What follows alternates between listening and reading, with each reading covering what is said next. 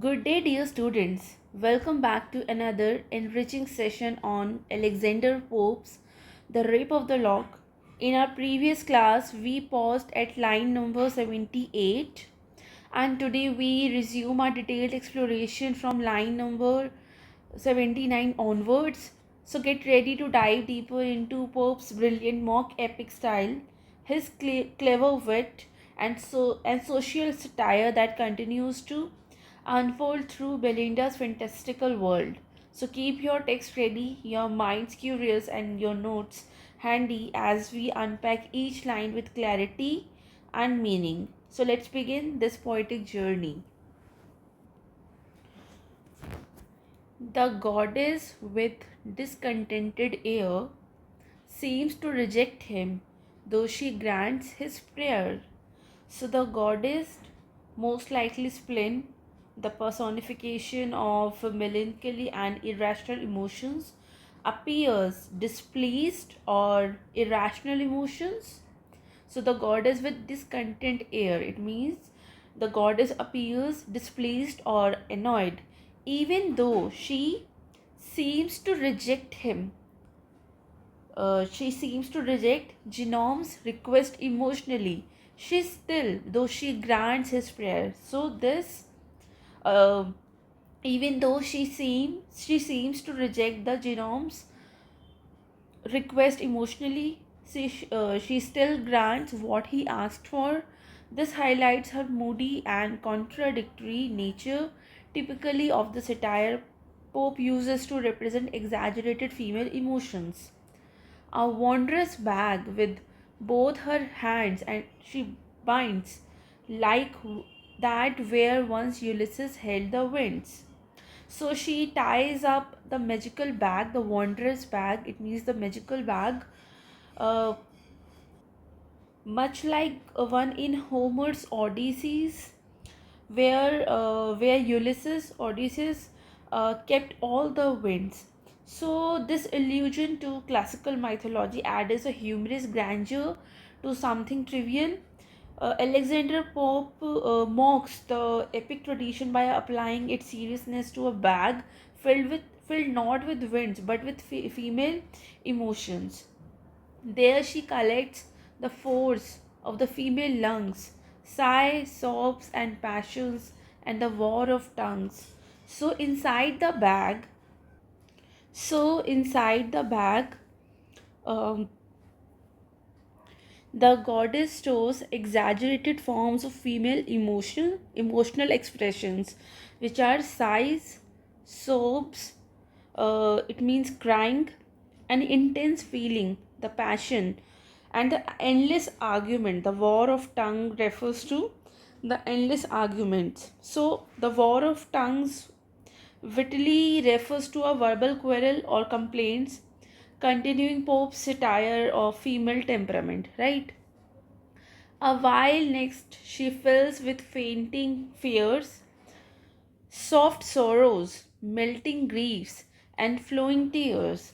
So now she fills with a vial with fragile emotions, fears that make one faint, and gentle sadness, overwhelming grief. A soft sorrow refers to gentle sadness, fainting fears refers to one faint, and melting grief refers to overwhelming grief, and flowing tears refers to abundant tears. So Poe presents these emotions almost as physical substances that can be bottled, continuing the Pope's mock epic tone, right? The genome rejoicing bears her gifts away, spreads his black wings, and slowly mounts to day. So Genome is Ariel's rival, associated with the dark forces, happily takes the bag and vial, जो भी था वो ले गया, and spreads its dark wings, right, and ascends towards daylight. So there is a contrast between black wings and the day. It may symbolize his intents to sow emotional chaos in the bright and rational world, right? So, sunk in Thelestris' arms, the nymph he found her eyes dejected, and her hair unbound. So the genome finds the nymph, the find Belinda lying in Thelestris' arms. So Belinda is emotionally overwhelmed. Her eyes are dejected. It means her eyes are downcast, and her hair is loose. Her hair is unbound. So it's a symbol of distress and disorder. Hair is in this poem often symbolizes vanity and social control. So now the hair are unbound. So the unbound hair indicates inner turmoil, right? Full over their heads, the swelling bag he rent. After all the furies issued at the vent. So the genome opens or tear apart, and the bag over Belinda and Thelestris. As a result, all the contents, emotions like rage, grief, irrationality burst out like mythological furies, the goddess of vengeance. Uh, so Pope mocks the intensity of feminine overaction by comparing it to the wrath of furies. So Belinda burns with more than mortal ire and fears Thelestris' fans and the rising fire. So Belinda is now consumed with an anger. जो Belinda है उसको और गुस्सा आ गया है. Then what's natural, जो उसका natural होता उससे कहीं ज़्यादा उसको गुस्सा आ गया है. Thelestris, her close friend, doesn't calm her down. Instead, she encourages Belinda's rage, Belinda's fury, and she also fueling her emotional response. So this exaggeration criticizes how emotions can be dramatized beyond reasons, right? Oh wretched maid, she spread her hands and cried. तो वो जो इसकी friend है वो इसको ऐसा बोलती है, इसकी बेस्ट फ्रेंड जो है. So while Hampton's echoes wretched maid replied. तो थेलिस्ट्रीज जो कि पहले ही उसको गुस्सा दिला रही है, उसको काम डाउन करने की जगह उसके गुस्से को और बढ़ा रही है.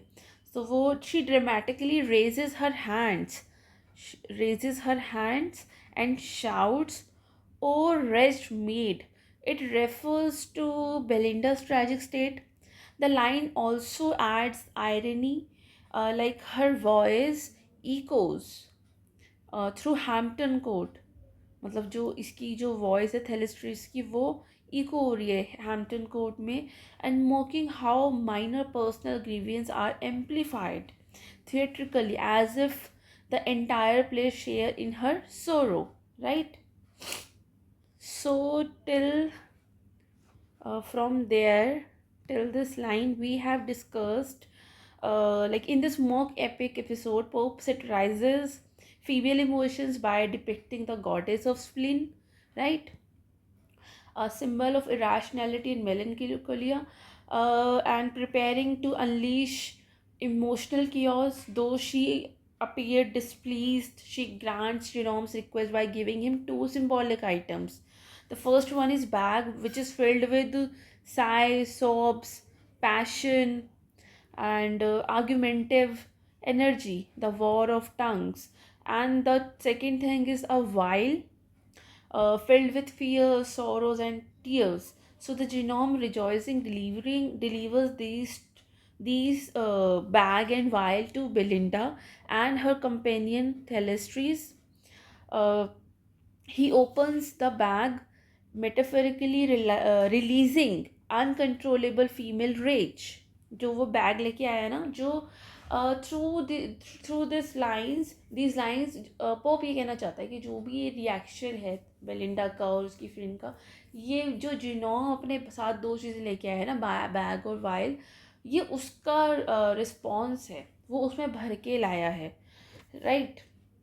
So the genome rejoicing delivers this to Belinda and her companion Thelestris. He opens the bag and metaphorical releasing the uncontrollable female rage and distress.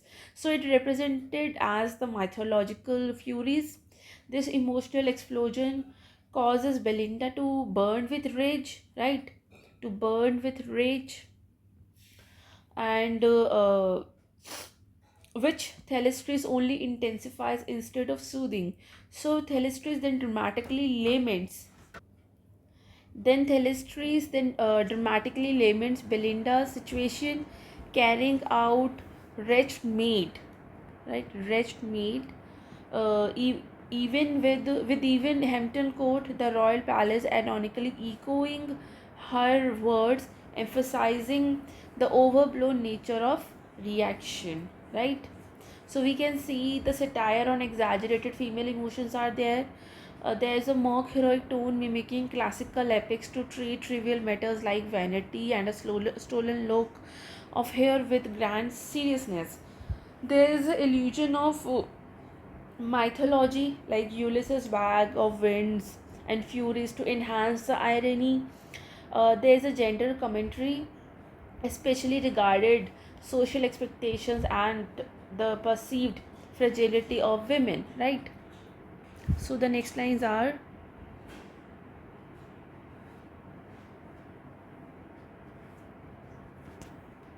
was it for this you took such constant care, the Watkin, comb, and essence to prepare? So Thalestris, who is Belinda's friend, sarcastically questions whether all Belinda's effort in grooming herself with pins, combs, and perfumes were only to end in such disgrace. तो वो ये पूछती है कि तुम जो आज इतना रेडी होकर आई थी, तुमने ये बॉटकिन्स जो हेयर पिन लगाए, अपने आप को ग्रूम किया, उनसे कॉम किया, तुमने परफ्यूम्स यूज़ किए, क्या उसका ये सिला था, मतलब ये एंड होना था? These were only to end in this such disgrace disgrace, मतलब ये जो तुम्हारी प्रिपरेशन थी, ये सारी इन सब का एंड इस तरह से होना था। सो it reflects mock seriousness over a trivial beauty ritual, right? For this your logs in paper, durance bound, for this with torturing irons wreathed around. So she continues, Thalestris continues, did Belinda endure the discomfort of curling her hair or keeping it wrapped in paper just so someone could violate her modesty by stealing a lock? So there is a question कि जो ये वो कहती है कि Belinda जो है उसको इंड्योर करना चाहिए था अपने कर्ली हेयर के डिस्कम्फर्ट को, या उसको रैप करके रखना चाहिए था क्या? मतलब लॉक्स तो हमारी ओपन ही होती है, तो क्या उसको उसको रैप करके रखना चाहिए था पेपर में, ताकि कोई और उसकी मॉडेस्टी को वॉयलेट ना कर पाए? तो ये एक तरह का क्वेश्चन है, प्लस एक क्वेश्चन रेज हो रहा है यहाँ पर कि जो उसका लॉक है उसके स्टोल हो जाने से उसकी वैनिटी चली गई, तो क्या उसकी लॉक्स को उसको रैप करके छुपा के कहीं रखना था, so that know someone could violate her modesty by stealing a lock? So the tone remains exaggeratedly dramatic. For this, with fillets strained your tender head and bravely bore the double loads of lead. So Thalestris exaggerates how much effort and pain women go through. Tight ribbons, मतलब वो जो लड़कियां जो pen face करती हैं अच्छा दिखने के लिए, वो उसकी बात कर रही है कि उसको अपने हेड पर ऐसे टाइट रिबन्स झेलने पड़ते थे, हैवी हेयर एक्सेसरीज़ को उसने उसका पेन उसने झेला है। मतलब she exaggerates how much effort and pain women go through, like tight ribbons, heavy hair accessories, for the sake of beauty and only to be humiliated like this. मतलब वो ये जितना भी कुछ किया उसने ब्यूटीफुल लगने के लिए, और ये सबका जो एक एंड हुआ, जो उसे रिजल्ट मिला, वो क्या हुआ? वो ह्यूमिलेशन ही हुआ। So gods shall the ravisher display your hair while the fops envy and the ladies stare. So she is outraged. Thalestris is outraged that the baron, the person who cut the lock, might show off Belinda's hair proudly, right? While foolish men admire him and women gossip in shock. तो वो ये कह रही है कि जो ये राविशर है, मतलब जो बैरन है, वो तो उसने इतना बड़ा क्राइम किया, उसने एक लड़की की वेनिटी को वॉयलेट किया, ऊपर से वो उसका शो ऑफ कर रहा है, जो बेलिंडा का जो स्टोलन कट जो लॉक ऑफ हेयर है वो उसको प्राउडली दिखा रहा है, और जितने भी दूसरे फॉक्स हैं, फुलिश मैन है, वो उसको एडमायर कर रहे, सब जल रहे कि इसने कितना बड़ा काम कर दिया, अब सब इसी की गॉसिप करेंगे। और जो दूसरी लेडीज़ हैं, they are gossiping in shock. So again there is a satire lies in treating a lost of lock a lost lock of hair as a moral catastrophe, right? Honor forbid, at whose unrivaled shrine ease, pleasure, virtue, all are sex resign. So she appeals to the goddess of honor, saying that women give up comfort, pleasure, even virtue in honor's name, right? So Pope mocks the high regard for honor in trivial matters of appearance, right? Methinks already I your tears survey, already hear the horrid things they say. So ऐसे me things already आए your tear सर्वे यहाँ पर Thelistris pretends to foresee Belinda weeping and people spreading malicious gossip about her. So it mocks society's tendency to overreact to minor breaches of decorum, right? Already see you are degraded toast, and all your honor in a whisper lost. So she imagines, Thelistris imagines, Belinda's reputation is being ruined to the point where she is mocked at social events. So this a degraded toast refers to the social events where she is going to be mocked, right? With her honor, all your honor, it means with her all honor destroyed through whispered scandal. तो ये whispered scandal हो गया है. How shall I then your helpless fame defend? It will then be if infamy to seem your friend. So Thelistris melodramatically claims that Belinda's dishonor defend Belinda's dishonor would also affect her friends. वो कह रही कि तुम्हारा ये जो dishonour हुआ है, defame हुआ है ना, ये तुम्हारा जो तुम्हारे साथ जो इतना गलत हुआ, इससे तुम्हारे दोस्तों को, यानी कि थेलेस्ट्रीज को, हाउ शेल आई, मतलब थेलेस्ट्रीज को भी अब अफेक्ट होना पड़ेगा. And she suggesting that defending her would damage their own reputation. वो कह रही कि अगर हम तुमको अब ज़्यादा अगर डिफेंड करेंगे तो ये मेरी, यानी कि बीइंग योर फ्रेंड, मेरी भी रेपुटेशन को डैमेज करेगा. मतलब वो कह रही है ना, it will then be infamy to seem your friend, मतलब अब तुम्हारे साथ जो इतना गलत हो गया है, इसका इम्पैक्ट तुम्हारे दोस्तों पर भी पड़ेगा कि उनकी भी रेपुटेशन अब डैमेज होगी. So this it highlights the vanity and hypocrisy of social circles.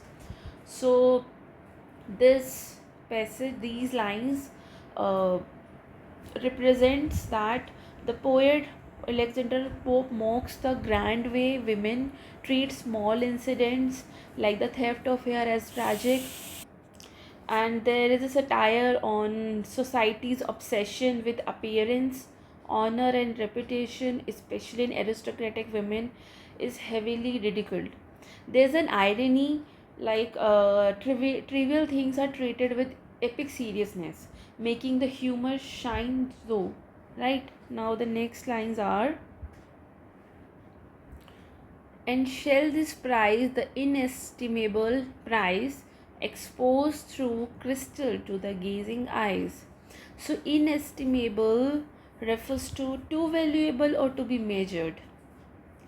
Crystal refers to a glass display case. Gazing eyes refers to the people who are watching or staring at Belinda. So Thelistris questions if this precious lock of hair will now be shamelessly displayed in a glass case. कह रही कि अगर वो जो lock of the hair है, अगर बैरन उसको glass case में रखकर लोगों को दिखाएगा shamelessly, for in a glass case for everyone to see. So the tone mocks the idea that a stolen lock of hair could be treated like a trophy. क्योंकि बैरन तो अभी बहुत ज़्यादा शो ऑफ कर रहा है ना कि उसने एक बहुत बड़ी विक्ट्री हुई है उसकी, तो वो यही कह रही है कि शायद अब वो लॉक को एक ग्लास केस में, क्रिस्टल में, मतलब ये डिस्प्ले केस में उसको रखेगा और लोगों को दिखाएगा, और लोग भी उसको गेजिंग आइज मतलब स्टेयर करके देखेंगे. So the tone mocks the idea that the stolen lock of hair could be treated like a trophy and heightened by the diamond circling rays on that rapacious hand forever blaze. Heightened refers to made more brilliant, rapacious refers to greedy, इसका मतलब greedy होता है, grasping, and blaze refers to shine brightly. So Thalestris imagines that the lock being the hair of lock being set in a diamond ring on the baron's rapacious hands, baron's greedy hands, sparkling forever, blaze करेगा वो उस पर. ये फिर से एक मॉकिंग है, how something so trivial is being exaggerated. मतलब यहाँ पर ये जो थेलेस्ट्रीज है ना, ये इसको और ज़्यादा टेंस कर रही है कि ये तो ट्रॉफी की तरह क्रिस्टल केस में रखेगा, लोगों को दिखाएगा, डायमंड सर्कल में पहने, मतलब उसको सर्कल रेपेशियस हैंड्स में रिंग की तरह पहनेगा, डायमंड लगवाएगा उस पर. तो ये काफ़ी ज़्यादा एग्जैजरेट कर रही है इसको, ट्रिवियल चीज़ को. Sooner shall grass in Hyde Park Circus grow and wits take lodgings in the sound of bow. So Hyde Park Circus, it's a place in London where grass wouldn't naturally grow. Wits refers to intelligent, sharp-minded people. Sound of bow refers to the Cockney area of East London considered unsophisticated. So these lines mockingly suggest that impossible things like grass growing in a busy area, or intellectuals, witty people moving to a low class places, would happen sooner than the disgrace of the lock shining on the baron's hand.